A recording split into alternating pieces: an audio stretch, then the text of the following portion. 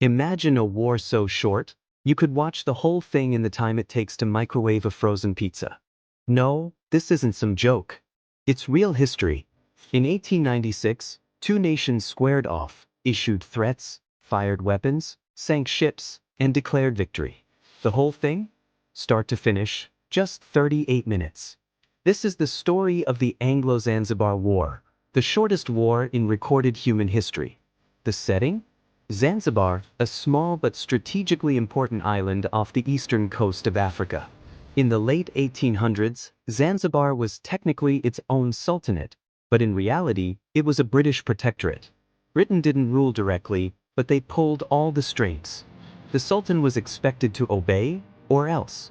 Then in August of 1896, the Sultan suddenly died.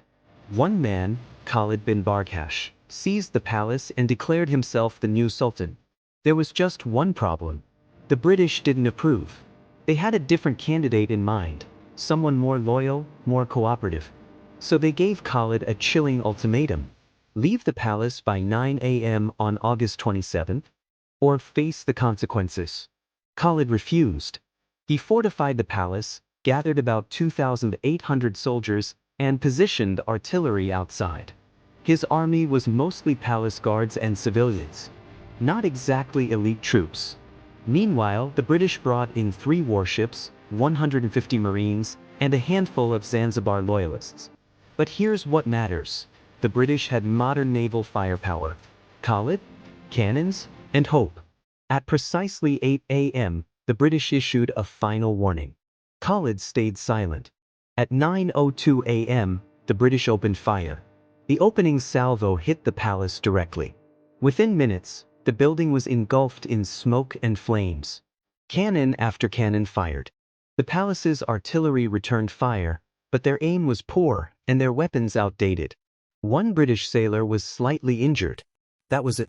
On the other side, over 500 Zanzibaris killed or wounded. One of Khalid's yachts tried to escape and was sunk. By 9:40 a.m., the palace was in ruins. Khalid had fled through a back door to the German consulate, begging for asylum. The war was over. In 38 minutes. The British installed their chosen sultan within hours. Khalid stayed under German protection until he was eventually smuggled out of Zanzibar by boat. The cost of the war? 1 injured British sailor. 500 plus Zanzibari dead. A palace destroyed. And a warning to the world. Don't mess with a global empire that wants control. One British official later said, "The cleanup took longer than the fighting." So next time you think about war, don't just imagine years in the trenches. Sometimes, all it takes is 38 minutes to make history. If you love stories like this, real, bizarre, and unforgettable, hit subscribe. There's more where this came from, and you won't believe what's next.